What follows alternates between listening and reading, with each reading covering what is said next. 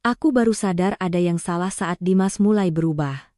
Anak itu biasanya ceria, ngomong terus di mobil, cerita soal temannya, soal gurunya, soal jajanan yang dia pengin. Tapi 3 hari ini, dia diam. Matanya sering menoleh ke belakang, seperti memastikan sesuatu masih ada di sana. Aku pikir cuma fase. Sampai sore itu, saat aku jemput dia di depan sekolah, Dimas langsung nempel ke pinggangku, kecil-kecil tapi tegang. "Mah, kita pulang sekarang ya." "Kenapa?" Aku jongkok. Pegang bahunya. "Ada yang ganggu?" Dia ragu. Lalu bibirnya bergerak pelan, hampir tak terdengar. "Ada tante yang selalu lihat aku." Jantungku seperti jatuh. Aku berdiri cepat, mataku menyapu trotoar, warung, motor-motor yang parkir, orang-orang yang lalu lalang. Dan di antara kerumunan itu aku melihatnya. Seorang wanita. Tudungnya menutupi sebagian wajah. Matanya menatap Dimas, menatapku, lalu menunduk seperti tidak mau ketahuan. Tapi langkahnya sengaja pelan, seperti mau memastikan kami benar-benar melihat dia. Aku menggenggam tangan Dimas kuat-kuat. Masuk mobil, aku tidak mau panik, tapi kakiku sudah bergerak duluan. Aku tinggalkan mobil dengan pintu masih terbuka. Aku kejar wanita itu melewati warung bakso, melewati tukang fotokopi, sampai ke ujung gang sempit. Wanita itu berhenti. Tidak lari. Tidak menoleh cepat-cepat seperti orang bersalah. Dia justru menghela napas, seperti menunggu momen ini dari tadi. Aku berdiri beberapa langkah darinya. "Kamu siapa? Kenapa ngikutin anak saya?" Wanita itu menatapku. Matanya merah, seperti habis menangis lama. Lalu dia bicara pelan, tapi jelas, seperti mau menanam kata-katanya di kepalaku. "Kalau kamu sayang anak itu, jangan percaya siapapun." Aku membeku. "Maksud kamu apa?" Tapi sebelum aku bisa maju 1 langkah lagi, dia mundur ke dalam gang, berputar, dan lenyap begitu saja seolah dia tidak pernah ada. Dan saat aku kembali ke mobil, Dimas menatapku dengan wajah pucat. "Mah." Suaranya gemetar. "Itu tantenya." Malam itu, aku nyaris tidak tidur. Kalimat wanita itu muter terus di kepalaku. Jangan percaya siapapun. Seolah aku ini orang bodoh yang selama ini hidup di dunia penuh musuh tanpa sadar. Seolah Dimas bukan cuma anak kecil yang aku jemput sekolah, tapi target sesuatu yang jauh lebih besar. Besok paginya, aku tidak menunggu Dimas ngomong lagi. Aku yang mulai bergerak duluan. Aku antar Dimas ke sekolah lebih cepat dari biasanya. Aku parkir bukan di titik biasa, tapi agak jauh, di depan minimarket. Dari sana aku bisa lihat gerbang sekolah, dan aku bisa lihat jalan kecil di samping pagar tempat orang-orang biasa lewat kalau mau mengintip tanpa terlalu kelihatan. Dimas jalan di sampingku, kepalanya menunduk, tangannya dingin. "Kamu nggak usah takut," kataku, pelan tapi tegas. "Kalau ada yang ganggu, Mama yang hadapin. Kamu fokus sekolah." Dia mengangguk, tapi matanya tetap gelisah. Aku menunggu sampai bel masuk, lalu aku tidak langsung pergi. Aku duduk di mobil, pura-pura main HP, padahal mataku tiap beberapa detik naik ke kaca depan. Dan jam 7:12. Dia muncul. Wanita itu. Tudung yang sama. Cara berdiri yang sama. Seolah dia punya posisi tetap di dunia ini. Selalu cukup dekat untuk melihat Dimas, tapi cukup jauh untuk kabur. Kali ini aku tidak turun, aku tahan diri. Aku cuma memotret. 1 foto, 2 foto, 3 foto. Tanganku agak gemetar, tapi aku paksa fokus. Lalu aku lihat sesuatu yang bikin perutku mual. Wanita itu tidak cuma menatap gerbang sekolah. Dia menatap ke kanan kiri, seperti sedang memastikan rute, seperti orang yang mengamati kebiasaan. Seperti orang yang sedang memetakan. Aku langsung nyalakan mobil dan pindah parkir, mendekat sedikit. Tapi begitu jarakku lebih dekat, wanita itu seperti sudah tahu. Dia menunduk, melangkah cepat, dan hilang di tikungan. Aku mengumpat pelan. Bukan karena gagal mengejar, tapi karena aku sadar, dia ini bukan orang biasa. Dia disiplin, dia rapi, dan dia tahu kapan harus menghilang. Siangnya, aku tidak pulang. Aku langsung ke pos satpam sekolah. "Pak," aku tersenyum, tapi senyum yang dipaksa. "Saya mau tanya, Belakangan ini ada orang asing sering nongkrong di sekitar sekolah. Enggak? Satpam itu mengernyit, mikir. Orang asing gimana, Bu? Wanita. Pakai kerudung, sering berdiri di luar pagar, tapi nggak pernah masuk. Annaru bimanya. Anmir annaru das. Satpam itu menghela napas kecil. Saya pernah lihat. Tapi saya kira, ibunya murid. Bapak tahu murid siapa? Dia geleng. Enggak pernah ngobrol, Bu. Kalau saya deketin, dia pindah. Dadaku makin sesak. Jadi bukan cuma aku yang lihat. Artinya ini nyata. Ini bukan paranoia ibu-ibu yang terlalu protektif. Aku keluar dari pos. Kepalaku panas. Aku bisa lapor polisi tapi aku juga tahu jawaban standar. Belum ada kejadian, Bu. Dan aku nggak mau nunggu sampai sesuatu terjadi baru bertindak. Sore itu, saat jam pulang sekolah, aku datang dengan rencana baru. Aku tidak berdiri di titik biasa, aku berdiri di dekat gerbang, tepat di bawah CCTV sekolah, sengaja. Aku ingin kalau wanita itu muncul, wajahnya ketangkap jelas. Aku ingin bukti yang tidak bisa dibantah. Dimas keluar paling belakang, jalan pelan, seperti takut salah langkah. Begitu lihat aku, dia langsung lari kecil. Aku peluk dia sebentar, lalu aku bisik, "Kamu lihat tantenya?" Dimas mengangguk pelan, nyaris tidak kelihatan. Matanya melirik ke arah warung jajanan. Aku ikut melirik. Dan, ya, dia ada lagi. Wanita itu berdiri di dekat penjual es, pura-pura lihat menu, tapi matanya, aku tahu persis, matanya sedang menempel ke Dimas. Aku menahan napas. Aku ingin langsung maju dan tarik tudungnya. Tapi aku ingat satu hal. Orang yang ingin kamu terpancing biasanya memang menunggu kamu kehilangan kontrol. Jadi aku memilih cara lain. Aku menggenggam tangan Dimas. Kita pulang lewat jalan depan, bukan jalan biasa. Dimas menelan ludah. Kenapa, Mah? Karena Mama yang atur. Kami melangkah. Aku tidak menoleh dulu. Aku pura-pura santai, tapi telingaku tajam menangkap suara langkah di belakang. 1, 2, 3.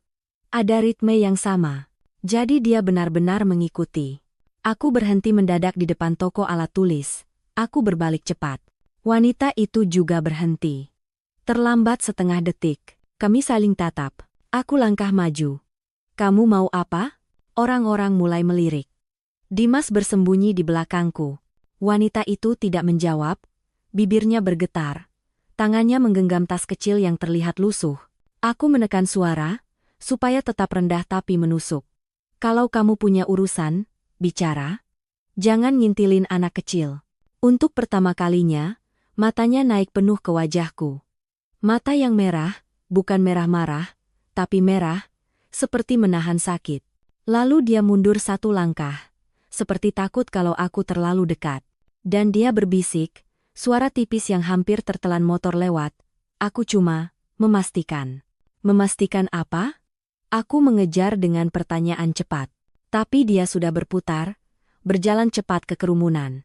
Aku sempat mau mengejar, tapi Dimas menarik bajuku kuat-kuat. "Mah, jangan," suaranya pecah. Takut. Aku berhenti. Napasku berat. Tanganku menggenggam tangan Dimas lebih kuat dari yang seharusnya. Aku sadar satu hal. Wanita itu bukan cuma muncul. Dia selalu muncul di titik-titik yang berhubungan dengan Dimas. Sekolah, rute pulang, tempat jajanan favorit. Artinya dia tahu kebiasaan kami. Dan kalau dia tahu kebiasaan kami, berarti ada orang lain yang bisa tahu juga. Malamnya, aku ambil keputusan. Keputusan yang mungkin terdengar berlebihan buat orang lain, tapi buatku ini soal keselamatan anakku. Aku membuka laptop. Aku masuk ke grup orang tua murid. Aku cari nama-nama wali kelas, nomor satpam. Bahkan nomor ibu-ibu yang paling cerewet karena ibu-ibu cerewet biasanya punya info tercepat. Aku kirim satu pesan pendek, "Ada orang asing sering mengawasi anak-anak di sekitar sekolah. Kalau ada yang lihat wanita berjilbab dengan tas kecil, tolong kabari saya serius." 5 menit kemudian, satu balasan masuk, bukan dari ibu-ibu. Dari nomor yang tidak aku simpan. Pesannya cuma 3 kata. "Jangan cari dia." Darahku langsung dingin. Aku menatap layar, tidak berkedip. Seperti kalau aku berkedip pesan itu akan berubah jadi mimpi. Dimas dari kamar memanggil. Ma? Aku menelan ludah. Kukunci ponsel, cepat. Karena sekarang aku tahu, ini bukan cuma soal wanita misterius. Ini sudah mulai jadi permainan. Dan aku baru saja masuk ke dalamnya. Pesan itu bikin aku panas dingin semalaman. Jangan cari dia. Kalau ini cuma orang iseng, kenapa nomornya nggak dikenal? Kenapa timingnya pas setelah aku ngomong di grup? Dan yang paling bikin aku merinding, kalimatnya bukan jangan cari aku, tapi jangan cari dia. Berarti wanita itu juga dipantau oleh orang lain. Pagi-pagi, aku tidak cuma nganter Dimas. Aku mulai atur semuanya seperti operasi kecil. Aku telepon Nita, sahabatku yang paling rasional. Dia bukan tipe yang gampang panik, tapi kalau panik pun dia tetap mikir. Nit, aku butuh kamu hari ini. Jangan banyak tanya dulu. Nita langsung paham dari nadaku. Oke. Aku kemana? Ke sekolah Dimas. Jam pulang. Kamu berdiri di seberang. Pura-pura beli apa kek. Kamu rekam kalau ada wanita itu. Rani, ini serius banget. Serius. Aku nggak mau nunggu anakku kenapa-kenapa. Aku juga bicara ke satpam sekolah lagi. Kali ini bukan cuma tanya, aku minta tolong. Pak, kalau ada orang asing yang nongkrong, tolong Bapak perhatiin ya. Saya nggak nuduh, tapi saya khawatir. Satpamnya mengangguk. Baik, Bu. Nanti saya pantau. Tapi aku juga tahu, pantau itu beda dengan bertindak, jadi aku bikin rencana sendiri. Jam pulang sekolah, aku sengaja telat.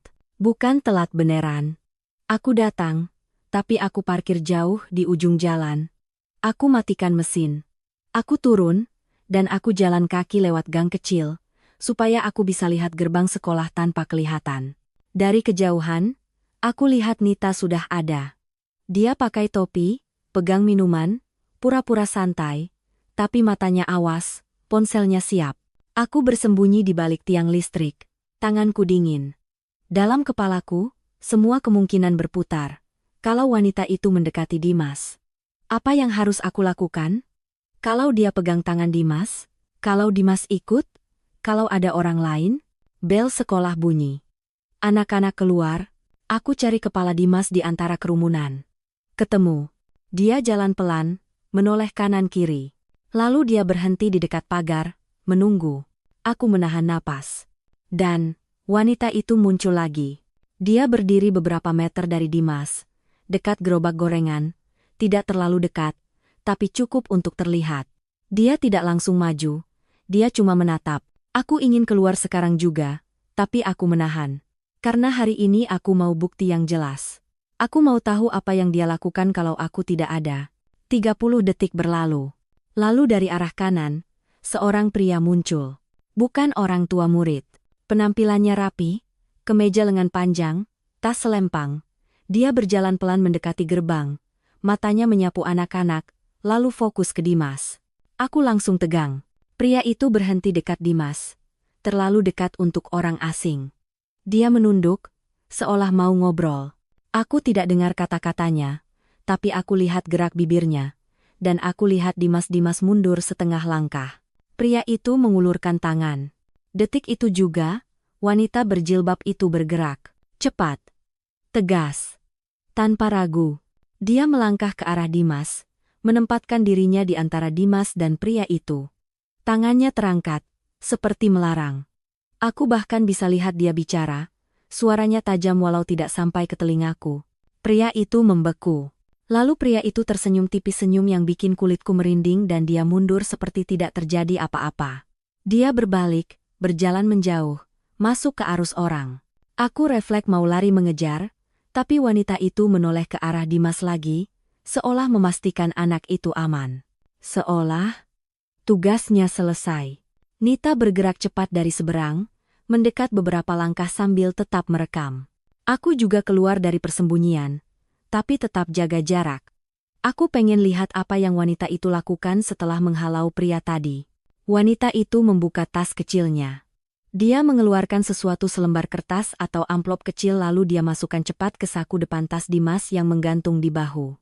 Gerakannya halus, terlatih. Dimas tampak tidak sadar. atau mungkin terlalu takut untuk bereaksi. Setelah itu, wanita itu mundur lagi. Menatap Dimas 1 detik tatapan yang bukan ancaman, tapi seperti perpisahan singkat lalu dia melangkah pergi. Aku sudah tidak tahan lagi. Aku lari kecil ke gerbang. Dimas. Dimas menoleh, wajahnya lega seperti baru bisa bernapas. Dia langsung lari ke aku, memeluk pinggangku kencang.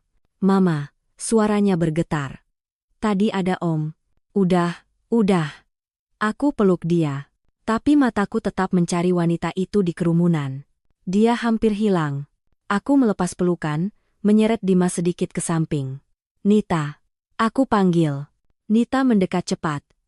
Aku rekam semuanya. Kamu lihat pria itu? Serem banget, Ran. Aku mengangguk, napasku cepat. Wanita itu barusan ngelindungin Dimas. Nita menatapku tajam. Kalau dia ngelindungin, kenapa dia masih ngikutin? Dan kenapa ada pria itu?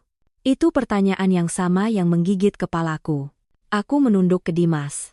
Dimas, tadi wanita itu ngapain ke kamu? Dimas mengusap matanya. Dia cuma deket. Aku takut, Mah. Tapi dia bilang, jangan ikut orang yang ngajak kamu. Aku merasakan dada yang sesak.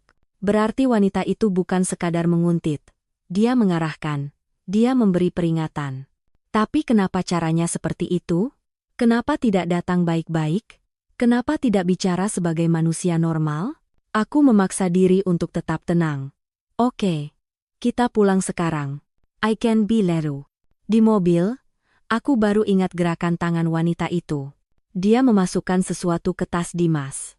Aku berhenti di pinggir jalan, menyalakan lampu kabin, lalu aku buka tas Dimas pelan. Dimas memperhatikan, masih tegang. Di saku depan tasnya, ada amplop kecil warna coklat. Tanganku bergetar saat aku tarik keluar. Tidak ada nama pengirim. Tidak ada alamat. Cuma satu benda di dalamnya, foto yang sudah pudar. Foto bayi. Bayi itu dibedong kain putih, dipegang oleh sepasang tangan wanita. Dan di pojok foto, ada tulisan kecil seperti tulisan tangan tergesa yang membuat tenggorokanku kering. Dimas. Aku menelan ludah. Ini. Dari siapa? Dim? Dimas geleng cepat. Aku nggak tahu, Mah. Aku membalik foto itu. Di belakangnya ada satu kalimat lagi. Kamu harus ingat tanggal ini. Dan di bawah kalimat itu, ada tanggal. Tanggal yang sama persis dengan tanggal adopsi Dimas di dokumen yang selama ini kusimpan rapi di lemari. Aku menatap foto itu lama. Kalau ini hanya kebetulan, terlalu banyak yang cocok. Dan kalau wanita itu bisa menulis nama Dimas, plus tahu tanggal adopsi, berarti dia tahu sesuatu yang bahkan aku belum tahu. Aku menatap jalan di depan, lalu menatap Dimas yang duduk diam dengan mata besar penuh ketakutan. Dalam hati aku bersumpah, mulai hari ini, aku tidak akan cuma bertahan. Aku akan cari tahu siapa dia. Dan siapa pria tadi. Karena satu hal sudah jelas, Dimas bukan cuma anak yang diikuti. Dimas adalah kunci. Aku nggak langsung cerita ke Dimas soal foto itu. Aku tahu, kalau aku ikut panik, Dimas bakal makin hancur. Jadi malam itu, aku cuma bilang, ini mungkin salah masuk. Besok Mama cari tahu. Dimas mengangguk, tapi cara dia memeluk bantalnya beda. Lebih kencang, lebih takut. Seolah dunia yang dia kenal tiba-tiba punya lubang gelap yang siap menelan. Begitu Dimas tidur, aku buka lemari. Aku ambil map biru, map yang selama ini aku anggap selesai, aman, masa lalu. Dokumen adopsi, surat panti, tanda tangan, stempel. Aku taruh foto bayi itu di samping dokumen. Tanggalnya sama. Aku merinding. Aku cek lagi, takut mataku salah. Aku pakai senter HP, aku baca pelan-pelan seperti orang lagi ujian. Dan tetap sama. Tidak ada bedanya. Aku duduk di lantai, bersandar ke lemari. Napasku pendek-pendek. Kalau wanita itu tahu tanggal adopsi, berarti dia pernah terlibat, atau dia punya akses, atau ada orang lain yang kasih dia informasi. Dan pria asing tadi. Aku keluarkan ponsel. Aku putar video kiriman Nita. Di layar, pria itu terlihat jelas. Bukan wajahnya yang bikin aku ngeri tapi caranya bergerak. Tenang. Santai. Seolah sudah hafal skenario. Seolah anak-anak di gerbang itu cuma pilihan. Dan dia hanya perlu memilih yang benar. Aku zoom. Aku tahan napas. Di pergelangan tangan pria itu, ada jam. Biasa saja, tapi di tangannya, ada cincin dengan bentuk yang aneh. Seperti logo kecil. Aku nggak tahu logo apa, tapi aku yakin itu bukan cincin sembarangan. Aku kirim screenshot ke Nita. Ada yang kamu kenal? Tulisku. Nita balas cepat. Enggak. Tapi itu cincin kayak simbol. Kamu yakin dia bukan orang panti? Aku menatap layar. Orang panti? Atau agen? Atau orang suruhan? Aku tiba-tiba teringat pesan misterius itu. Jangan cari dia. Siapa yang bisa dapat nomorku dari grup orang tua murid? Aku buka lagi grup itu. Lihat daftar anggota satu-satu. Ada puluhan. Orang tua murid, guru, admin. Aku tidak mungkin curiga ke semua. Tapi ada satu yang mencolok. Akun baru. Foto profil kosong. Nama cuma satu huruf. S. Aku klik. Tidak bisa lihat info. Seperti akun itu cuma numpang masuk. Dadaku menegang. Aku menutup grup, lalu buka kontak admin. Aku telepon langsung, tanpa basa-basi. Bu, saya mau tanya. Yang nambahin anggota baru siapa? Adminnya bingung. Anggota baru? Emang ada siapa? Bu Rani? Aku tahan emosi. Yang namanya foto kosong. Sunyi sebentar di ujung sana. Lalu admin itu berkata pelan, loh. Saya nggak nambahin. Itu masuk sendiri. Saya juga heran, tapi saya pikir, mungkin wali murid baru. Aku memejamkan mata. Masuk sendiri. Itu artinya, ada yang paham cara main di ruang yang seharusnya aman. Aku memutus telepon, lalu duduk lagi. Untuk pertama kalinya, aku benar-benar merasa, rumahku pun bisa ditembus. Aku berdiri. Aku cek pintu, cek jendela, cek gembok. Aku tarik tirai rapat. Aku bahkan mengecek bawah mobil dari jendela, hal bodoh yang biasanya cuma ada di film. Tapi malam itu aku tidak peduli. Lalu aku kembali ke map biru. Aku baca ulang nama panti yang tertera di dokumen adopsi. Panti Asih Bunda. Aku tahu panti itu. Dulu aku ke sana 2 kali. Bangunannya tua, catnya kusam, tapi orang-orangnya ramah. Aku ingat kepala panti. Buruk Mini, wanita tua yang ngomong lembut, kalau ada yang bermain kotor, apakah panti itu terlibat? Atau ada seseorang yang memanfaatkan panti itu? Aku menyalakan laptop. Aku cari nama panti itu di internet. Ada alamat, ada nomor telepon, ada beberapa ulasan. Sebagian bilang baik. Sebagian bilang proses rumit tapi dibantu. Tidak ada yang mencurigakan. Tapi justru itu yang bikin aku takut. Hal yang paling berbahaya seringkali terlihat paling normal. Pagi berikutnya, aku mengambil cuti setengah hari dari kantor. Aku tidak bilang alasan sebenarnya. Aku cuma bilang, anak saya sakit. Karena kalau aku bilang, anak saya diincar orang asing, orang kantor bakal mikir aku gila. Aku jemput Dimas dari sekolah lebih cepat. Aku bilang ke wali kelas, Dimas saya bawa pulang dulu, Bu. Dia kurang enak badan. Wali kelas tersenyum, tidak curiga. Tapi saat aku menggandeng Dimas keluar, aku merasakan mata mengintai dari jauh. Aku menoleh cepat. Tidak ada wanita itu. Tidak ada pria itu. Itu malah lebih menyeramkan. Karena artinya, mereka bisa memilih kapan muncul dan kapan hilang. Dan aku tidak tahu aturan permainan mereka. Di mobil, Dimas bertanya pelan. Mah, tante itu jahat ya? Aku menahan napas. Aku menatap wajah kecil itu. Wajah yang aku cintai lebih dari hidupku sendiri. Aku belum tahu, jawabku jujur, tapi aku membuat suaraku lembut. Tapi Mama janji, Mama nggak akan biarin siapapun nyakitin kamu. Dimas menggigit bibir. Tadi, aku mimpi. Ada orang tarik aku. Terus Mama nggak bisa lari. Kalimat itu seperti pisau. Aku menepikan mobil sebentar. Aku genggam tangan Dimas, menatap matanya. Dengar ya. Kalau ada orang ngajak kamu, kamu jangan ikut. Kamu teriak. Kamu cari guru. Kamu cari satpam. Kamu cari siapapun yang kamu kenal. Paham? Dimas mengangguk cepat. Aku mengusap rambutnya. Aku memaksa tersenyum, tapi di dalam aku berkecamuk. Karena setelah melihat video tadi, Setelah melihat cincin itu, setelah membaca pesan ancaman itu, aku yakin satu hal. Pria itu tidak datang untuk menyapa. Dia datang untuk mengambil.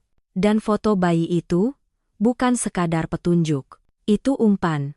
Malam itu, setelah Dimas tidur, aku menulis semua yang aku tahu di kertas.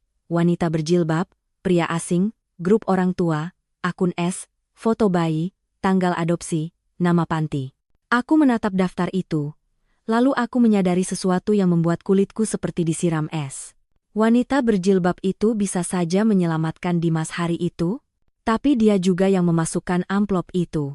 Berarti dia bisa mendekati Dimas tanpa aku sadari. Kalau dia mau mencelakai, dia bisa. Tapi dia tidak. Jadi pertanyaannya berubah. Bukan lagi, dia jahat atau baik, tapi, kenapa dia butuh aku melihat foto itu sekarang? Dan lebih buruknya lagi, siapa yang menyuruh pria itu datang? Aku tidak punya banyak waktu. Besok, aku harus pergi ke panti itu. Dan aku harus siap, kalau ternyata kebenaran yang aku cari akan menghancurkan semua yang selama ini aku percaya. Pagi itu aku berangkat ke panti asih bunda dengan perut kosong, tapi kepala penuh. Aku tidak mengajak Dimas. Aku titipkan dia di rumah Nita, dengan alasan aku ada urusan kantor. Dimas sempat protes, tapi aku tegas. Kamu di sini. Sama Tante Nita. Mama cepat balik. Dia menatapku lama, seolah ingin bertanya 1000 hal, tapi akhirnya cuma mengangguk kecil. Di jalan menuju panti, aku memutar ulang semua yang terjadi. Pria asing. Cincin itu. Amplop. Foto bayi.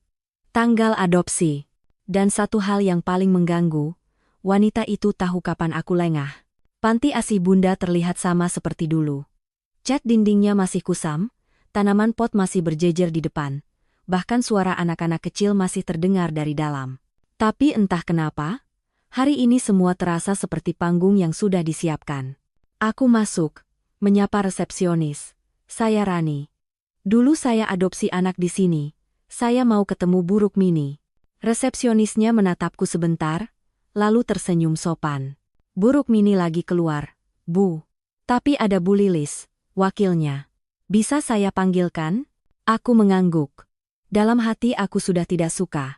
Kenapa kepala panti keluar tepat di hari aku datang? Bu Lilis datang. Wanita 40-an, rapi, senyumnya terlalu teratur. Bu Rania?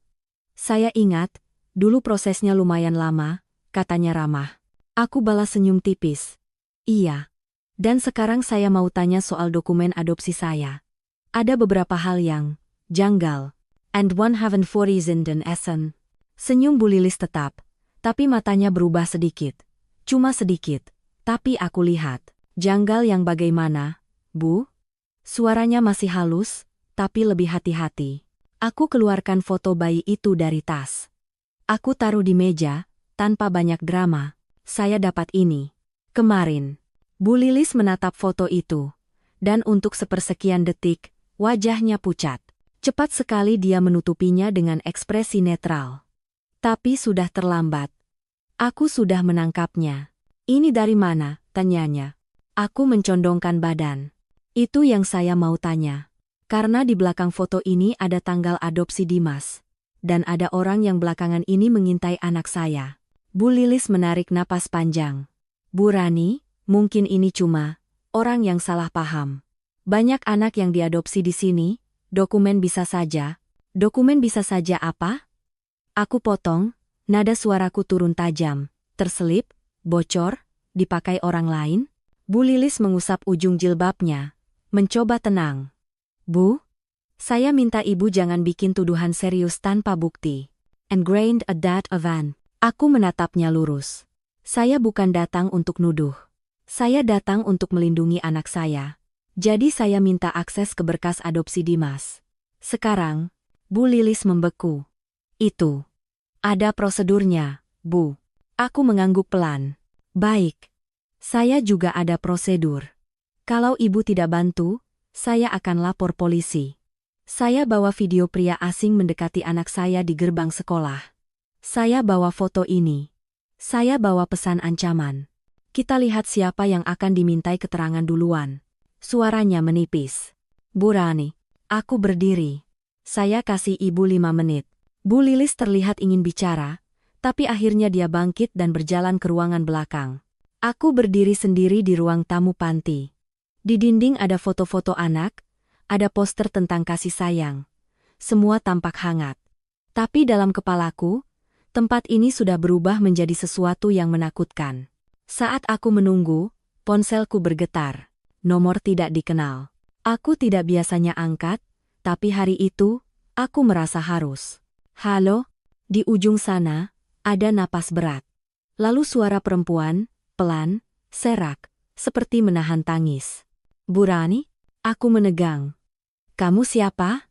Sunyi sebentar. Lalu dia menjawab, dengan suara yang membuat tengkukku merinding karena aku langsung ingat tatapan mata itu. Aku, yang kemarin.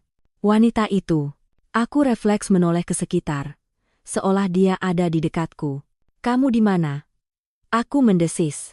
Jangan teriak, katanya cepat. Aku nggak punya banyak waktu. Bagus. Aku juga. Dengar ya, kamu ngikutin anakku, kamu masukin foto ke tasnya, kamu pikir itu normal? Kamu pikir aku nggak bakal cari kamu? Napasnya tersendat. Seperti dia ingin menjawab tapi takut. Aku menahan emosi, memaksa diri tetap dingin. Aku bahkan menyalakan perekam suara secara diam-diam. Apa maumu? Tanyaku, pelan tapi menekan. Kalau kamu mau uang, bilang. Kalau kamu mau sesuatu, bilang. Tapi jangan main-main sama anak kecil. Suara wanita itu pecah. Aku nggak minta uang. Ayastore gandoma. Terus, aku cuma takut dia diambil. Diambil siapa? Dia terdiam lama, terlalu lama, seperti menimbang apakah jawabannya akan menghancurkan dia. Aku mengejar, tidak memberi ruang untuk kabur. Kamu tahu sesuatu? Kamu tahu pria itu? Kamu tahu tanggal adopsi? Jadi jawab. Tiba-tiba terdengar suara langkah di ujung telepon, seperti dia sedang berjalan cepat. Aku nggak bisa ngomong lewat telepon, katanya panik. Kalau mereka tahu, siapa mereka? Aku menggertak. Dia menarik napas, lalu berkata pelan, penuh rasa sakit. Orang yang sama yang dulu, bikin aku kehilangan dia. Aku membeku. Kehilangan siapa? Aku berbisik, meski aku sudah mulai menebak. Suaranya makin lemah, seperti ditelan tangis. Dimas. Dunia di sekelilingku seakan berhenti. Aku menggenggam ponsel sampai jari-jariku sakit. Kamu kenal Dimas dari mana? Jawaban wanita itu datang pelan, tapi jelas, seperti pisau yang ditancapkan pelan-pelan. Karena, aku ibunya. I would boda modragle. Aku menutup mulutku dengan tangan. Otakku menolak, dadaku menolak. Tapi tubuhku merasakan sesuatu yang aneh. Campuran marah, takut, dan panas yang tidak bisa dijelaskan. Aku hampir menjatuhkan ponsel. Kamu, apa? Suaraku serak. Aku ibu kandungnya, ulangnya, dan kali ini dia tidak menangis, tapi suaranya seperti retak. Aku nggak mau merebut, aku cuma mau, dia hidup. Aku merasakan mataku panas. Tapi aku tidak boleh jatuh. Aku menarik napas dalam-dalam, menahan semuanya, lalu aku bicara dengan suara yang jauh lebih dingin dari yang aku kira bisa keluar dari mulutku. Kalau kamu memang ibu kandungnya, buktikan. Dia tersentak. Bukan dengan nguntit, lanjutku cepat, tegas. Bukan dengan nyelipin foto ke tas. Kamu mau aku percaya, ketemu aku, tatap aku, dan jawab semua pertanyaanku. Sunyi. Lalu dia berbisik, aku takut. Aku juga takut, jawabku. Tapi bedanya, aku nggak akan lari. Kamu mau selamatin Dimas? Berarti kamu harus berhenti main bayangan. Di belakangku, pintu ruangan terbuka. Bu Lilis keluar membawa map tebal. Wajahnya tegang. Ada berkasnya, Bu, katanya. Aku menatap map itu, lalu menatap ponsel. Dengar, kataku pada wanita itu, cepat dan tajam. Aku akan cari kamu. Dan kalau kamu bohong, aku pastikan kamu nggak akan pernah bisa mendekati anakku lagi. Suara wanita itu pecah lagi. Aku nggak bohong. Alamat. Aku menekan. Dia ragu, lalu menyebutkan nama tempat yang membuat darahku makin dingin. Gang sempit di belakang panti ini. Sekarang, aku bertanya. Sekarang, jawabnya lirih. Sebelum mereka sadar aku menghubungimu. Aku mematikan telepon. Aku menatap map di tangan Bu Lilis, lalu menatap pintu panti yang terbuka. Hari ini, aku datang untuk cari jawaban. Dan jawabannya baru saja menamparku sampai aku hampir runtuh. Tapi aku tidak boleh runtuh. Karena sekarang, pertaruhannya bukan cuma dokumen. Pertaruhannya, siapa yang berhak menjaga Dimas tetap hidup. Aku melangkah keluar dari ruang tamu panti dengan map tebal di tangan, tapi rasanya seperti membawa bom. Bu Lilis memanggil, "Bu Rani, ibu mau bawa itu kemana?" Aku berhenti setengah detik, menatapnya. Saya cuma mau baca, karena ini menyangkut anak saya. Nada suaraku datar. Terlalu datar. Buat orang lain mungkin terdengar sopan, tapi buatku itu cara supaya aku tidak meledak. Aku berjalan cepat melewati halaman panti, menuju gang yang disebut wanita itu. Gang sempit, lembab, bau got, temboknya penuh coretan. Tempat yang kalau siang pun terasa seperti malam. Aku masuk beberapa langkah, mataku menyapu kanan kiri. "Keluar," kataku. Tidak ada jawaban. Aku menahan napas. Aku nggak datang buat teriak-teriak. Aku datang buat dengar. Tapi kalau kamu masih sembunyi, kita selesai. Lalu terdengar suara gesekan kain. Dari balik motor tua yang terparkir miring, wanita itu muncul pelan. Tudungnya masih menutupi sebagian wajah, tapi aku bisa lihat matanya jelas sekarang. Mata yang kelelahan, mata yang seperti sudah berkali-kali jatuh dan dipaksa berdiri lagi. Aku mengangkat ponsel, menunjukkannya. Aku rekam. Biar jelas. Biar nggak ada yang bisa putar balik. Wanita itu mengangguk kecil. "Terserah." Aku menelan ludah. "Nama kamu siapa?" Dia ragu sebentar, lalu menjawab lirih, "Sari." Nama itu seperti menempel di lidahku. Sari. Aku mengulang dalam hati, menautkan dengan akun S di grup orang tua murid, tapi aku tidak langsung mengatakannya. Aku butuh dia bicara dulu. Aku membuka map, cepat, mencari halaman yang paling penting. Akta adopsi, keterangan panti, persetujuan ibu kandung. Di situ tertulis nama yang selama ini tidak pernah aku ucapkan keras-keras. Nama ibu kandung. Sari Prameswari. Aku mengangkat kertas itu ke arahnya. "Ini kamu?" Sari menatap dokumen itu dan wajahnya langsung berubah. Seperti seseorang yang melihat luka lama dibuka paksa. Bibirnya bergetar. "Iya," jawabnya nyaris tanpa suara. Kepalaku berdengung. Selama ini, ibu kandung itu cuma kata di dokumen. Sekarang, itu manusia yang berdiri di depanku. Aku memaksa diri untuk tetap berdiri tegak. Aku tidak boleh terlihat lemah, bukan karena aku jahat, tapi karena satu-satunya cara melindungi Dimas adalah memegang kendali. "Kalau kamu ibu kandungnya," kataku pelan, "kenapa kamu baru muncul sekarang?" Sari menelan ludah.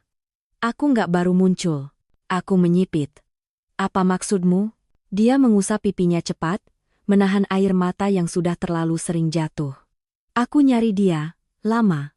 Tapi setiap aku dekat, selalu ada yang ngusir. Selalu ada yang ngancam. "Siapa?" Aku menekan. Sari memejamkan mata, seolah nama itu membuatnya takut. "Orang-orang yang ngurus adopsi dulu."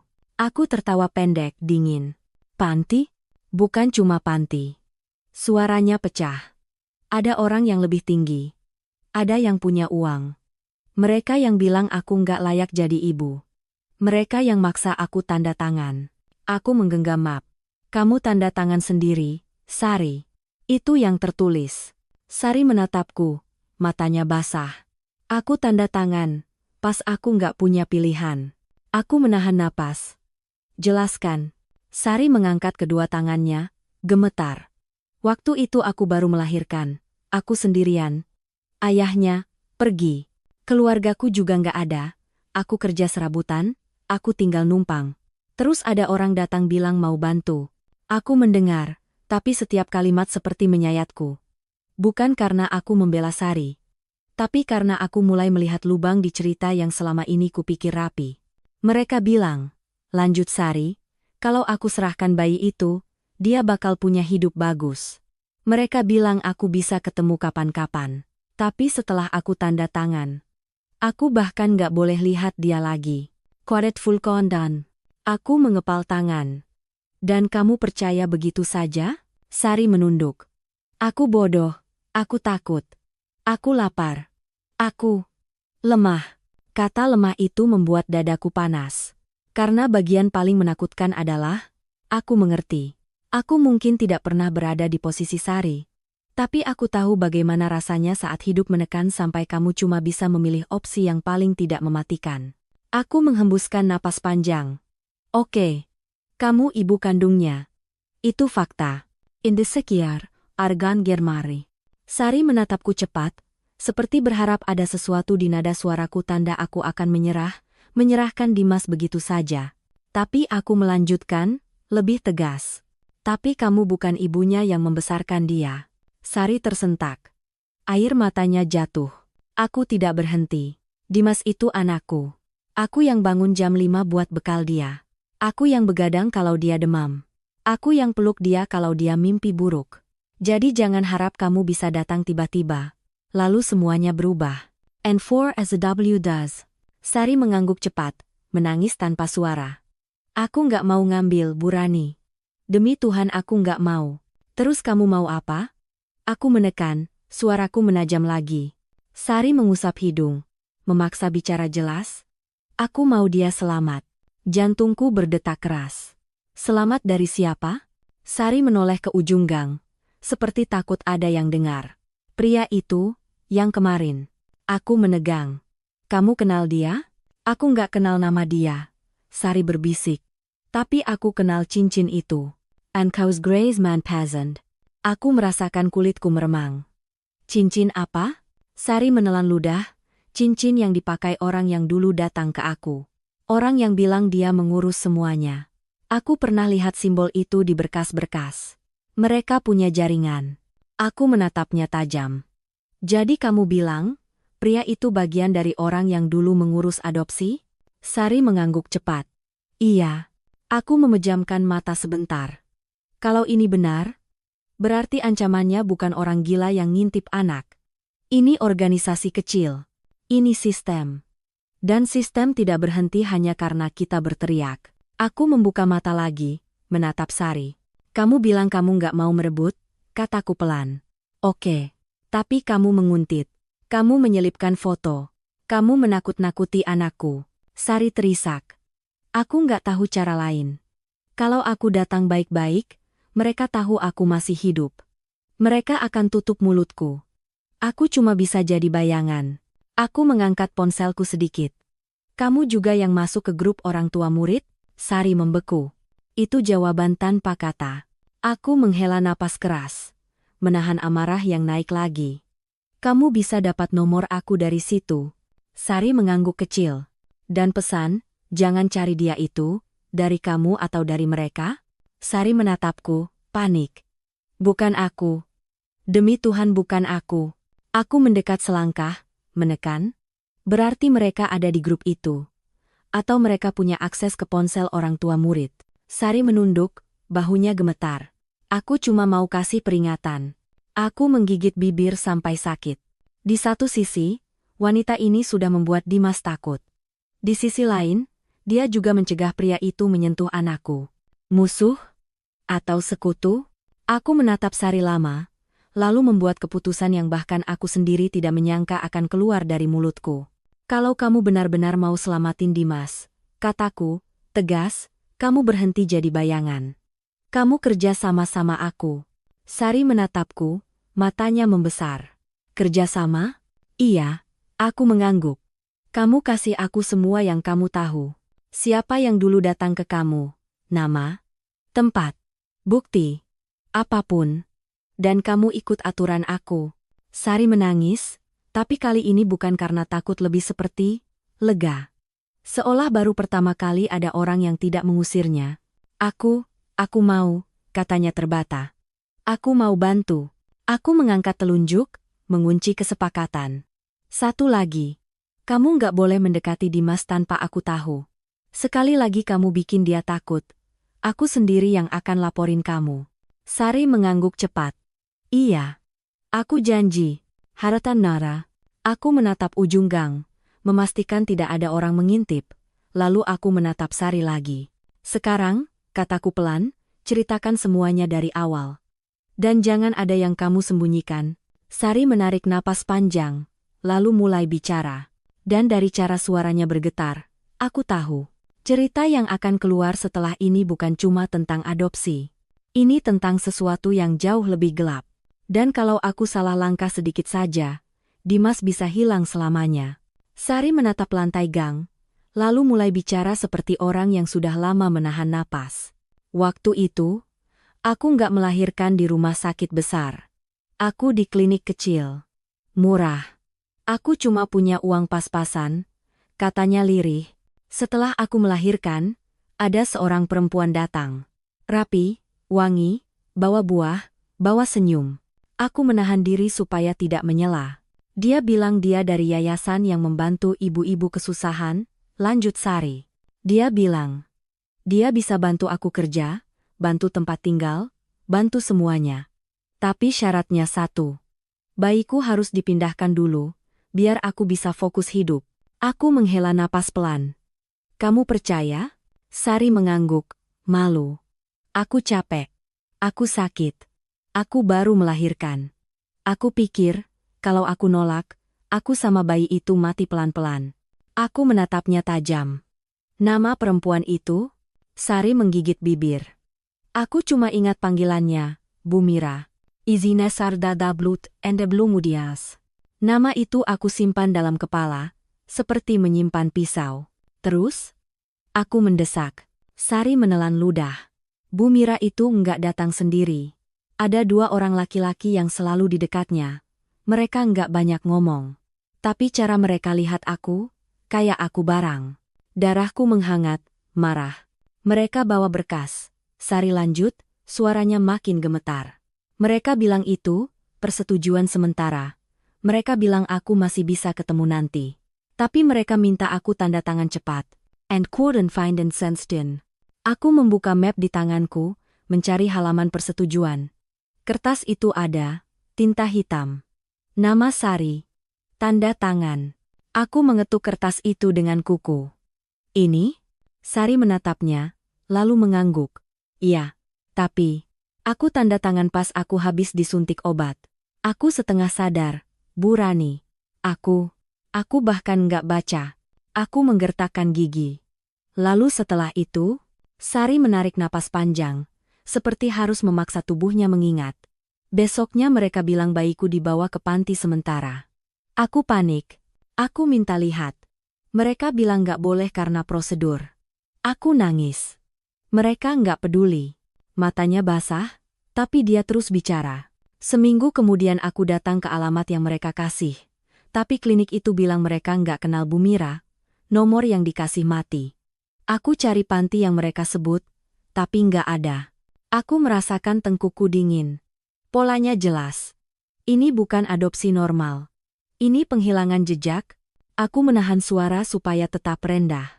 Jadi kamu nggak pernah tahu Dimas dibawa kemana sampai kapan? Sari menggeleng, air mata jatuh.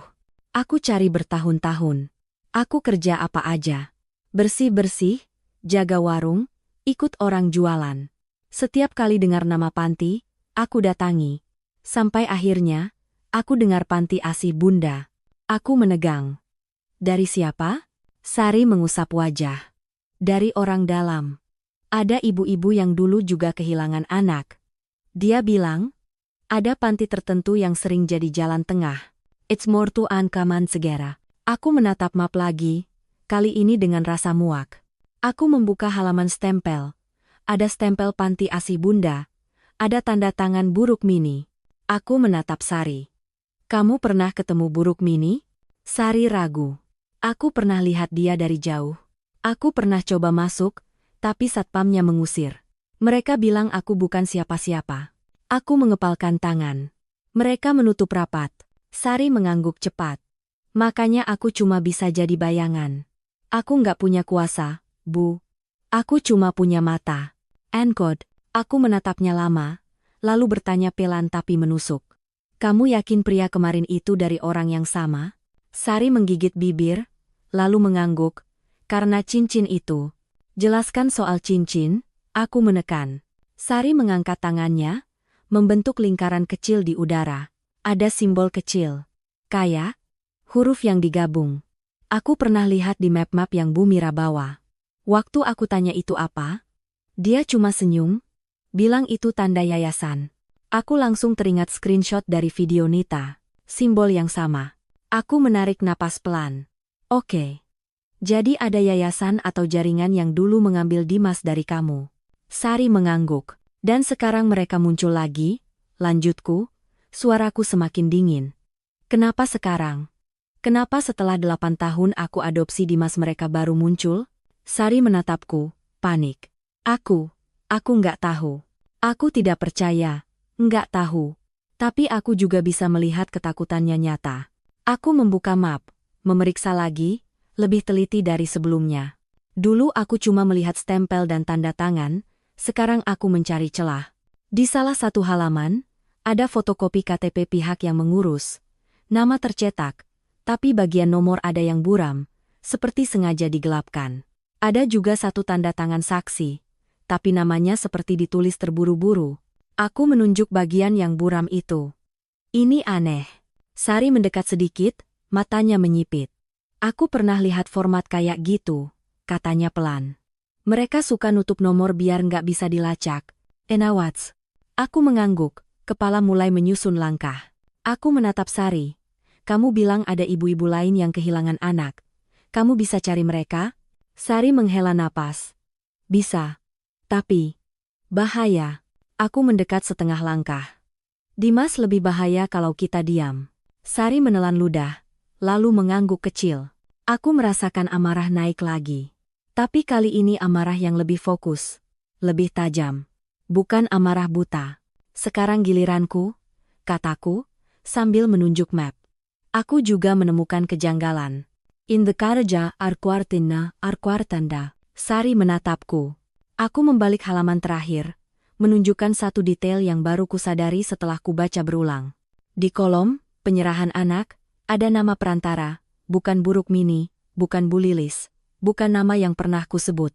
Nama itu tertulis jelas, tanpa buram. Mira Larasats. Aku menatap Sari. Sari menatap nama itu, lalu wajahnya pucat seperti ditampar. Itu, bibirnya gemetar. Itu Bu Mira. Detik itu, aku merasa seluruh tubuhku panas dingin. Berarti Bu Mira bukan cuma cerita masa lalu. Namanya ada di dokumen resmiku. Namanya menempel di adopsi Dimas.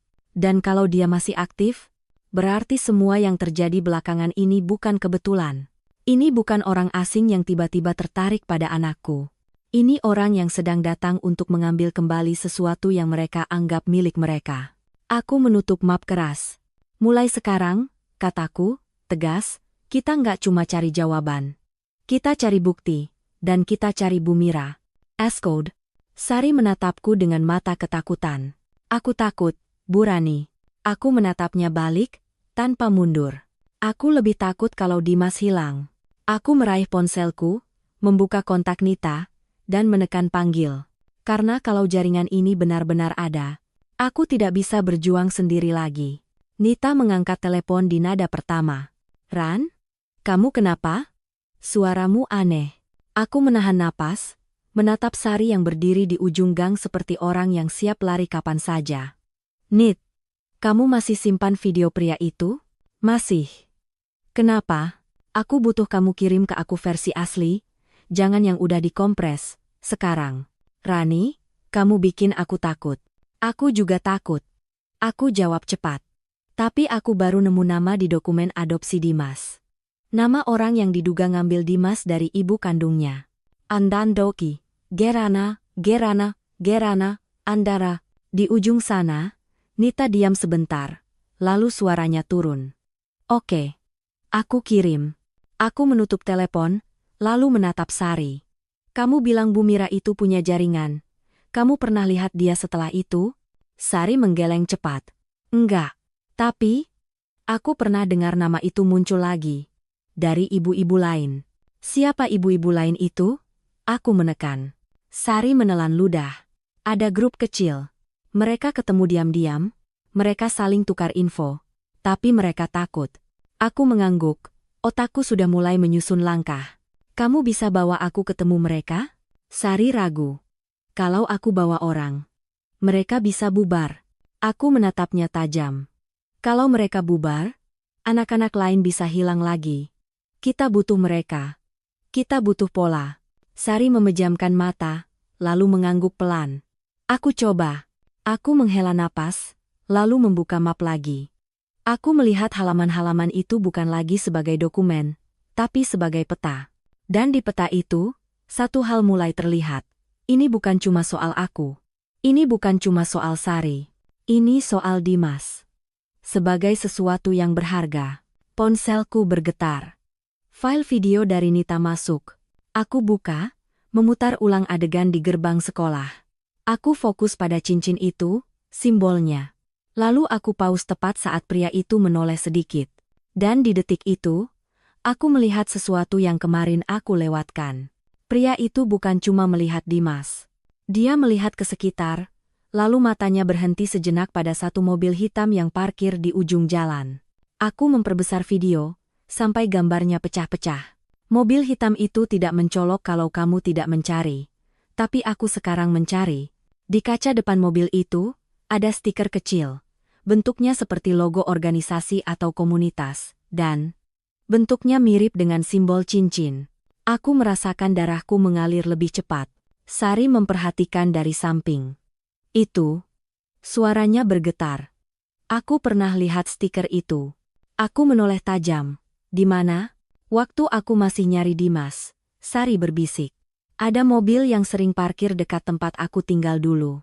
Aku pikir cuma tetangga, tapi setelah beberapa hari, ada orang datang, ngasih ancaman, mobil itu ada. Aku memejamkan mata sebentar. Jadi benar. Mereka tidak cuma punya satu orang. Mereka punya sistem pengawasan. Aku menatap Sari lagi, kali ini lebih serius. Kamu yakin mereka bukan cuma mau mengambil Dimas karena kamu muncul? Sari menelan ludah, lalu berbisik, Bu Rani, mereka dari dulu nggak peduli sama aku. Mereka peduli sama bayi itu. Kalimat itu membuat dada aku seperti diremas. Apa maksudmu? Tanyaku. Sari menunduk, air matanya jatuh. Bu Mira pernah bilang, bayiku itu anak yang tepat. Aku nggak ngerti maksudnya waktu itu. Aku pikir cuma cara dia meyakinkan aku.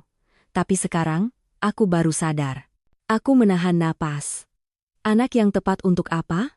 Sari mengusap pipi, suaranya pecah. Aku dengar dari ibu-ibu lain, ada anak-anak yang diambil karena ayah kandungnya orang penting. Orang berduit. Orang yang nggak mau skandal. Aku membeku. Aku menatap map, lalu menatap foto bayi itu lagi. Selama ini aku mengira Dimas cuma anak yang ditinggalkan dan aku beruntung bisa mengadopsi. Ternyata mungkin. Dimas bukan ditinggalkan. Dimas dipilih. Ponselku kembali bergetar. Kali ini bukan Nita. Nomor tidak dikenal lagi. Aku menatap layar, jantungku berdetak lebih keras. Sari langsung pucat. Jangan angkat, bisiknya. Aku justru mengangkatnya, karena aku sudah muak dengan permainan bayangan. Halo, Ben. Suara laki-laki masuk, tenang, dingin, tanpa emosi. Bu Rani. Aku merinding. Kamu siapa? Tidak penting, jawabnya. Yang penting, ibu berhenti menggali hal yang bukan urusan ibu. Aku menggertakkan gigi. Kamu yang ngirim pesan jangan cari dia? Dia tertawa kecil. Seperti menganggap aku lucu. Ibu cepat belajar. Aku menahan napas, menjaga suara tetap stabil. Kalian mau apa dari anak saya? Anak ibu? Suaranya terdengar geli. Ibu terlalu cepat mengklaim. And the fine psych. Aku langsung tahu ini bukan sekadar ancaman. Ini pernyataan kepemilikan. Dengar. Aku berkata tajam. Kalau kalian mendekati Dimas lagi, aku lapor polisi. Aku punya video, aku punya bukti penguntitan. Suara laki-laki itu tetap tenang, bahkan lebih tenang dari sebelumnya. Ibu boleh lapor. Tapi ibu harus ingat, dunia tidak selalu berdiri di pihak yang benar. Aku merasakan panas di tengkuk. Kalian siapa sebenarnya? Dia diam sebentar, lalu berkata pelan, jelas, seperti sengaja menusuk. Ibu tidak perlu tahu. Ibu hanya perlu melakukan satu hal. Apa? Aku mendesis. Hentikan hubungan ibu dengan perempuan itu, katanya. dan berhenti mendekati panti. Aku melirik Sari. Wajahnya seperti kertas. Jadi mereka tahu aku bersama Sari sekarang. Berarti dari tadi, ada yang mengawasi gang ini.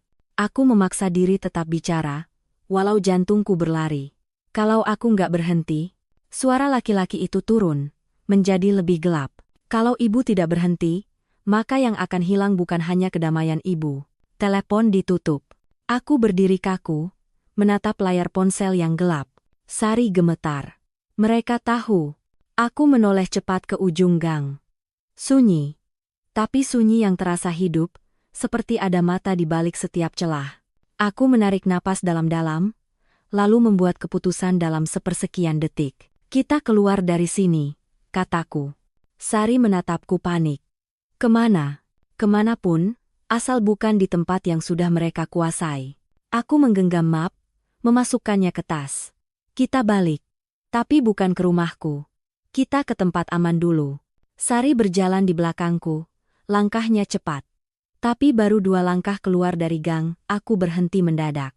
Di ujung jalan, mobil hitam itu ada. Parkir rapi. Mesin menyala. Kacanya gelap, tapi aku bisa merasakan tatapannya. Sari menahan napas. Itu mobilnya. Aku menggertakkan gigi. Mereka memang bukan cuma mengincar kamu. Aku menatap mobil itu tanpa berkedip. Target mereka dari awal, kataku pelan, bukan aku. Aku menatap map di tanganku, lalu menatap jalan pulang. Target mereka, Dimas. Dan untuk pertama kalinya, aku benar-benar paham. Ini bukan drama orang tua berebut anak. Ini perebutan sesuatu yang bernilai. Sesuatu yang mungkin, bahkan Dimas sendiri belum tahu dia miliki. Aku menarik Sari menjauh dari ujung gang tanpa membuat gerakan panik. Kalau mobil itu memang mengawasi, aku tidak mau memberi mereka kepuasan melihat kami ketakutan. Kamu tenang, bisikku. Ikut aku, jangan lihat mereka. Sari mengangguk, tapi wajahnya pucat. Tangannya gemetar. Seperti tubuhnya sudah belajar takut jauh sebelum hari ini. Kami berjalan melewati warung kecil, menyeberang jalan, lalu aku masuk ke minimarket yang cukup ramai. Di dalam, lampu terang, ada kamera, ada kasir, ada orang-orang. Aku sengaja berdiri di dekat rak air mineral sambil pura-pura memilih. Dari kaca depan, aku bisa melihat mobil hitam itu masih di sana. Mesinnya tetap menyala. Ran, Sari berbisik. Suaranya hampir hilang. Mereka nggak pergi. Aku menelan ludah. Bagus, berarti mereka juga nggak berani masuk ke tempat ramai. Enforas. Aku mengeluarkan ponsel, membuka kamera depan, pura-pura selfie, padahal aku sedang merekam pantulan kaca dan posisi mobil itu. Aku tidak bodoh. Mereka boleh punya jaringan. Tapi aku punya satu hal yang sering mereka remehkan. Ibu yang sudah terlalu takut sampai berubah jadi berani. Aku mengajak Sari keluar lewat pintu samping minimarket, menuju parkiran belakang. Aku sudah mengirim pesan ke Nita tadi. Singkat, tanpa penjelasan panjang. Bisa jemput aku. Lokasi share. Sekarang, Andan karena Andan dan Pulun. Kami sampai ke parkiran belakang, dan aku baru sadar napasku sakit seperti baru saja lari jauh. Sari memandangku dengan mata basah. Bu Rani, aku minta maaf. Aku menatapnya, tidak langsung menjawab. Karena aku, lanjutnya, anak itu jadi terancam. Kalau aku nggak muncul mungkin. Stop, aku memotong, tegas. Jangan bikin ini jadi drama menyalahkan diri. Sekarang bukan waktunya. Sari tersentak, lalu menunduk. Aku menatapnya lebih lembut, tapi tetap kokoh. Dimas terancam bukan karena kamu sayang. Dimas terancam karena ada orang yang merasa punya hak atas hidupnya. Itu yang harus kita lawan. Sari mengangkat wajah, matanya merah. Tapi aku nggak punya apa-apa. Aku cuma, kamu punya informasi, aku memotong lagi. Itu jauh lebih berharga daripada uang. Aku membuka map, mengeluarkan satu halaman kosong, lalu aku menulis cepat dengan pulpen yang selalu kubawa, garis besar. Siapa Bu Mira? Simbol cincin dan stiker. Nama panti dan orang dalam. Ancaman lewat telepon. Pria asing. Ciri, pola, waktu muncul. Aku menunjukkannya ke Sari. Kita kerjasama, kataku pelan. Tapi kerja sama beneran. Bukan kamu jalan sendiri, aku jalan sendiri. Sari mengangguk cepat. Iya. Aku ikut. Aku menatapnya tajam. Pertama, aturan. Kamu nggak boleh mendekati Dimas tanpa aku. Tidak ada lagi mengintai. Tidak ada lagi menyelipkan barang. Kamu setuju? Sari mengangguk, suaranya serak. Setuju. Kedua. Aku lanjut. Kamu kasih aku semua nama. Semua tempat. Semua orang yang pernah ngomong sama kamu soal Bu Mira. Bahkan kalau cuma panggilan, Sari menarik napas, lalu mulai menyebut satu-satu, pelan, seperti orang takut salah. Di grup ibu-ibu itu, ada yang paling vokal. Namanya Bu Yati, dia kehilangan anak 12 tahun lalu, dia yang sering dapat kabar paling cepat. Aku menulis, Bu Yati. Ada juga seorang mantan pegawai panti, lanjut Sari. Dia pernah cerita ke Bu Yati, katanya Bu Mira sering datang, bawa map, kadang malam. And that's cool. And that's cool. Aku menulis lagi, tapi aku menatap Sari. Nama mantan pegawai itu? Sari menggeleng lemah.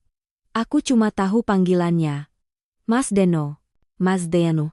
Aku menulis cepat. Tapi Bu Rani, Sari menelan ludah. Kalau kita cari mereka bisa takut. Mereka bisa hilang. Aku menatapnya. Makanya kita harus pintar. Aku mengeluarkan ponsel, membuka catatan, dan mulai menyusun rencana seperti orang yang sedang menyusun strategi perang kecil. Kita nggak bisa langsung datang dan bilang kami sedang membongkar sindikat, kataku, mereka akan kabur. Sari mengangguk, menunggu. Kita datang sebagai dua orang yang butuh bantuan. Kamu bilang kamu butuh kontak Bu Yati karena kamu mau minta saran soal proses adopsi dulu. Aku ikut sebagai teman yang cuma mengantar. Sari menatapku, ragu. Kamu bisa pura-pura tenang? Aku menatapnya datar. Aku bisa pura-pura apa saja demi Dimas. Sari menelan ludah, lalu mengangguk kecil. Aku melanjutkan, lebih cepat. Nanti kalau kita sudah dapat kepercayaan mereka, kita minta bukti. Foto, rekaman, nama. Apapun yang bisa mengarah ke Bu Mira. Sari berbisik, kalau mereka nggak punya, kita cari yang punya. Jawabku tanpa ragu. Kalau panti menutup rapat, berarti ada orang dalam yang takut. Dan orang yang takut biasanya punya alasan. Sari memeluk dirinya sendiri, lalu bertanya pelan, penuh rasa sakit, Bu Rani. Kamu beneran gak benci aku? Pertanyaan itu menamparku. Aku menatap wajahnya. Di balik semua ketakutan dan kekacauan, ada satu hal yang tidak bisa aku bantah. Air matanya saat melihat nama Dimas itu nyata. Rasa sakitnya nyata. Aku bisa benci, tapi kebencian tidak melindungi anak. Aku menarik napas panjang. Aku benci caramu, aku jawab jujur. Aku benci kamu bikin Dimas takut. Sari menunduk. Tapi aku nggak benci fakta bahwa kamu ibunya, lanjutku. Karena itu bukan sesuatu yang bisa kamu hapus. Sari menahan tangis, bahunya bergetar. Aku menekankan kalimat terakhir, jelas, tegas. Yang aku pedulikan cuma satu. Dimas selamat. Sari mengangguk, air matanya jatuh tanpa suara. Aku juga. Saat itu, mobil Nita masuk ke parkiran belakang, berhenti cepat. Nita turun dengan wajah tegang, matanya menyapu sekitar. Rani. Dia memanggil, lalu melihat Sari. Matanya membesar. Ini. Dia? Aku mengangguk. Iya. Nita menelan ludah. Oke. Kita nggak ngobrol di sini, masuk mobil. Sekarang. Kami bertiga masuk. Nita langsung menutup pintu dan mengunci, lalu menyalakan mesin. Mobil hitam itu masih ada di depan, kataku. Nita menegang. Serius? Ini bukan film ya? Aku juga pengen ini film. Aku jawab dingin. Tapi ini hidupku. Nita menarik napas. Kita kemana? Aku menatap kaca spion, memastikan tidak ada yang mengikuti dari belakang parkiran. Kita ke tempat yang aman dulu, kataku. Lalu kita mulai langkah pertama, cari Bu Yati, cari Mas Deno, cari jejak Bu Mira. Habantas Santa. Auragentra Gromen. Sari berbisik, kalau mereka tahu kita bersatu. Aku menatap Sari dari sudut mata. Mereka akan panik, kataku. Nita melirikku. Dan kalau mereka panik? Aku menatap jalan di depan, tangan menggenggam tas berisi map itu seperti menggenggam nyawa. Kalau mereka panik, jawabku pelan, mereka akan bikin kesalahan. Dan disitulah, untuk pertama kalinya, aku merasa kami bukan lagi korban yang lari. Kami mulai berubah jadi pemburu.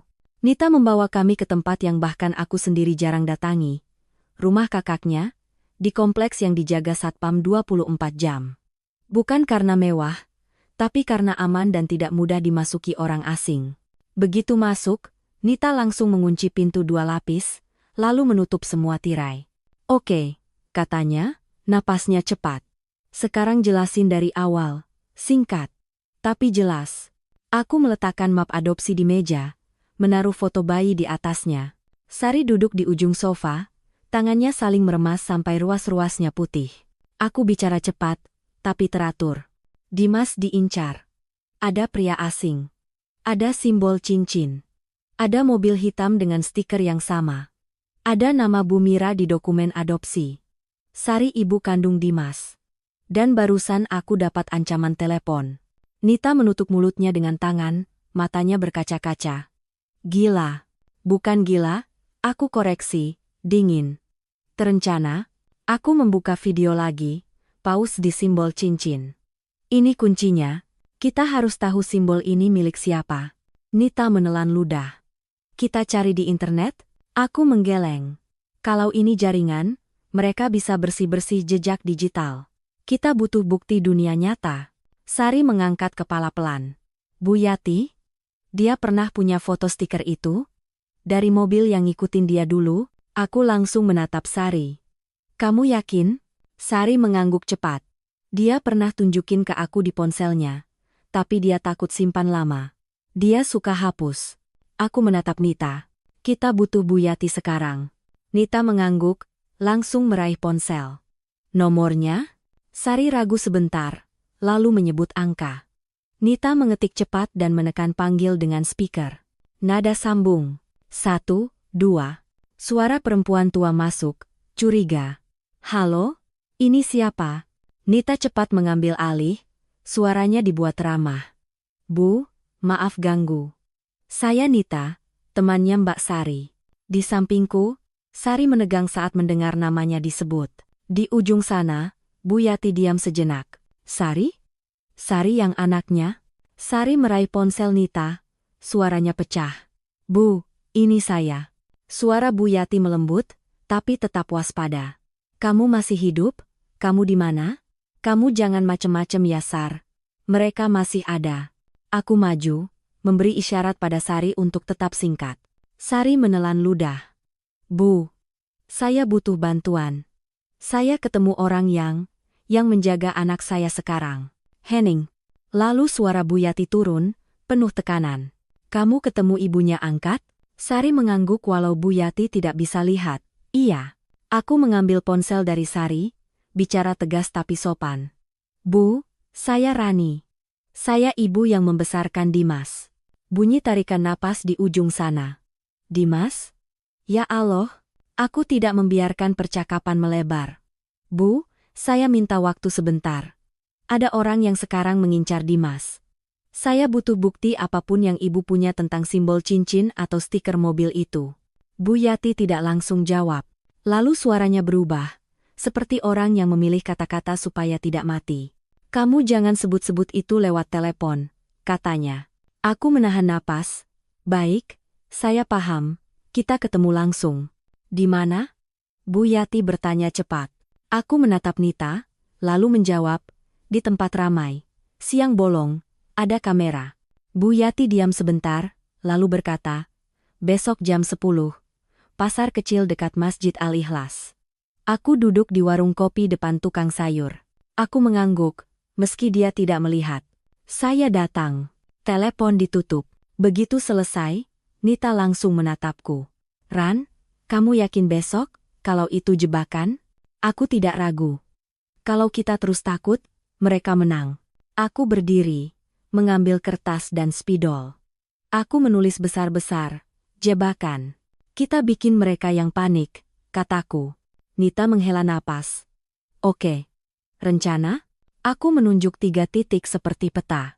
Pertama, kataku, kita umpan mereka dengan sesuatu yang mereka kejar. Dokumen. Sari menegang. Dokumen apa? Aku mengetuk map adopsi. Bukan yang asli. Kita bikin salinan. Kita bikin seolah-olah kita punya bukti kuat tentang Bumira dan jaringan mereka. Kita buat mereka terpancing datang. Nita menatapku. Kamu mau menyebarkan kabar palsu? Aku mengangguk. Bukan menyebar.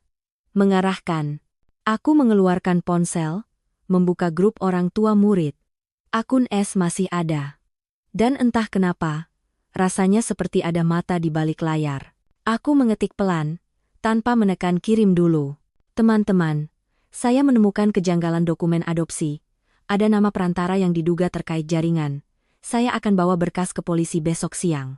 Nita menatapku kaget. Ran. Aku menatapnya.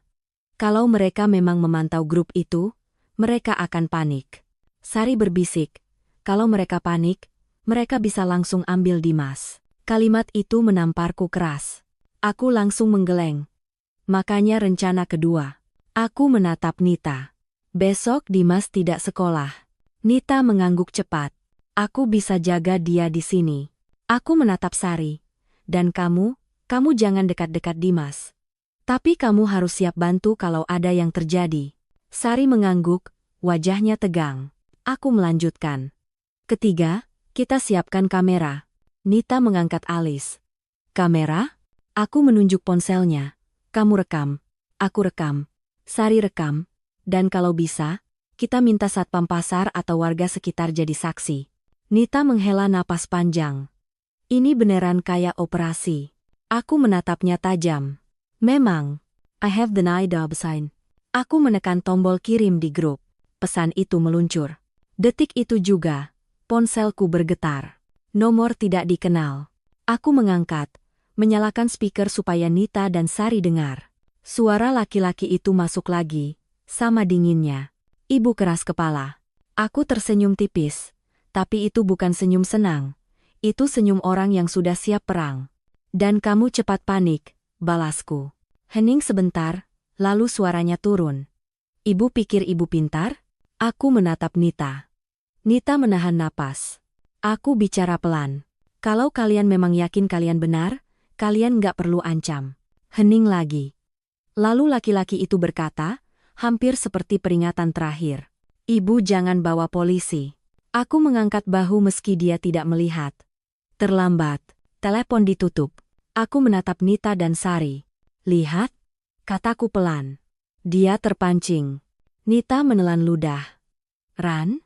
Berarti besok mereka datang. Aku mengangguk.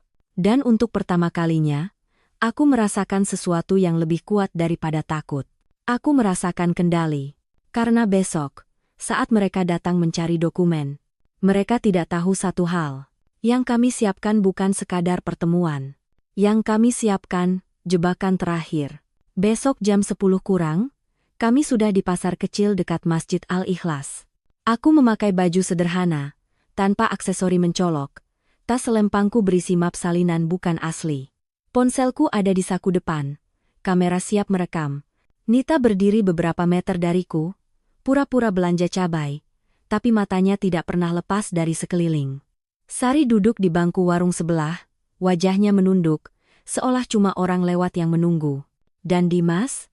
Dia aman. Dia tidak tahu apapun. Dia ada di rumah kakak Nita, ditemani bibi Nita dan kucing yang dia suka. Untuk pertama kalinya semalaman, aku bisa bernapas sedikit karena setidaknya satu titik paling penting sudah kuhunci. Aku melihat warung kopi yang disebut Bu Yati. Di situ ada seorang perempuan tua dengan kerudung kokelat. Matanya tajam, tapi kelelahan. Begitu matanya menangkapku, dia langsung berdiri setengah, seperti ingin memastikan aku benar-benar orang yang dia tunggu. Aku mendekat. Bu Yati, suaraku rendah. Dia mengangguk cepat. Kamu Rani? Iya. Matanya beralih, mengamati sekeliling, lalu menatapku lagi. Kamu berani juga bikin status di grup begitu. Mereka pasti panas. Aku memang mau mereka panas, jawabku pendek. Bu Yati duduk lagi, tangan tuanya gemetar, tapi suaranya tegas. Dengar. Simbol cincin itu bukan yayasan beneran. Itu cuma kedok. Mereka pakai nama yang berubah-ubah. Tapi orangnya sama. Aku menelan ludah. Kamu punya buktinya? Bu Yati mengeluarkan ponsel jadul dari kantongnya. Dia membuka galeri, lalu menunjukkan satu foto yang buram tapi cukup jelas, mobil hitam, dan stiker kecil di kaca depan simbol yang sama. Ini, katanya. Aku ambil dulu. Tapi setelah itu mereka datangi aku, mereka bilang kalau aku simpan, anakku yang satunya akan kena. Aku takut. Aku hapus. Tapi aku sempat kirim ke nomor lama aku. Aku simpan di kartu memori. Arun. Aku menahan napas, rasanya seperti menemukan potongan puzzle yang hilang. Kamu masih punya kartu memorinya? Tanyaku cepat. Bu Yati mengangguk. Ada di rumah. Tapi jangan sekarang. Mereka bisa ngikutin. Aku ingin memaksa, tapi aku menahan. Aku ingat, ini perang panjang. Jangan serakah. Tiba-tiba Nita batuk pelan kode kami. Aku menoleh sedikit. Di ujung jalan pasar, mobil hitam itu masuk pelan. Jantungku langsung berlari, tapi aku memaksa wajahku tetap normal. Aku menatap Bu Yati, lalu berbisik, mereka datang. Wajah Bu Yati memucat, tapi dia tidak lari. Dia menggenggam tanganku sebentar, seperti menyerahkan keberanian terakhirnya. Kalau mereka datang, jangan sebut nama. Jangan sebut anak, bisiknya. Aku mengangguk kecil. Mobil itu berhenti tidak jauh dari kami. Kaca gelap, mesin menyala. Lalu seorang pria turun. Bukan pria yang kemarin di sekolah. Ini pria lain, lebih tua, lebih rapi. Senyumnya tipis. Terlalu tenang untuk situasi seperti ini. Di tangannya, ada map hitam. Dia berjalan mendekat seperti orang yang datang rapat. Aku berdiri. Bu Yati menunduk, pura-pura sibuk. Nita makin dekat pelan, masih berpura-pura belanja, tapi ponselnya mengarah ke kami. Pria itu berhenti di depan warung, menatapku dari ujung rambut sampai ujung kaki. Bu Rani, katanya, sopan. Aku menatap balik tanpa gentar. Kamu yang telepon saya? Dia tersenyum kecil. Tidak penting siapa saya. Yang penting, ibu sudah membuat situasi ini merepotkan. Aku mengangkat map salinan sedikit. Saya mau bawa ini ke polisi. Pria itu melirik map itu, lalu menatapku lagi. Ibu tidak akan sempat. Nada suaranya halus, tapi di bawahnya ada ancaman dingin. Aku mengencangkan genggaman pada map. Coba aja. Pria itu menghela napas, seolah kasihan pada aku. Ibu tidak paham. Anak itu bukan milik ibu. Aku merasakan darah naik ke kepala. Tapi aku tidak meledak. Aku justru menjawab pelan, tajam. Dia milikku karena aku yang menjaganya setiap hari. Kalau kamu mau bicara hukum, mari bicara hukum. Tapi kalau kamu mau main ambil, itu kriminal. Pria itu tersenyum lagi. Kali ini lebih tipis. Ibu berani bicara kriminal? Ibu tahu betapa mudahnya membuat ibu terlihat sebagai orang yang tidak stabil. Kata-kata itu membuatku merinding. Ini bukan cuma ancaman fisik. Ini ancaman reputasi. Ancaman hidupku. Aku menatapnya tanpa berkedip. Kamu yang tidak stabil kalau berani datang ke tempat ramai begini. Pria itu melangkah sedikit lebih dekat. Suaranya turun, serahkan map itu. Lalu ibu pulang. Kita anggap tidak pernah terjadi apa-apa. Aku mengangkat ponselku, menunjukkannya, aku merekam. Pria itu tidak kaget, seolah dia sudah memperhitungkan itu. Silakan, katanya santai.